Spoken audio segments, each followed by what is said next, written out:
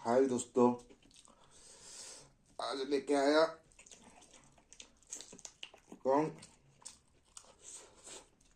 साथ में है आलू।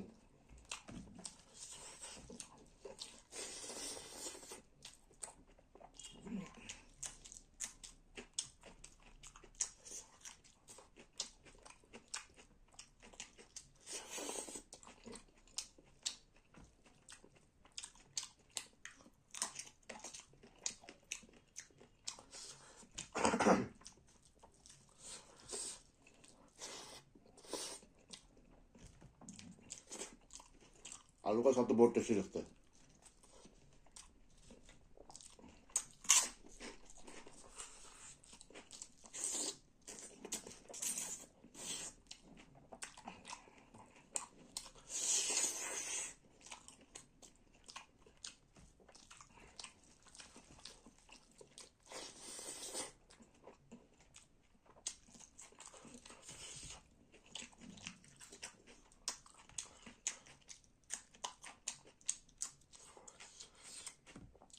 साथ में है पापड़ भी।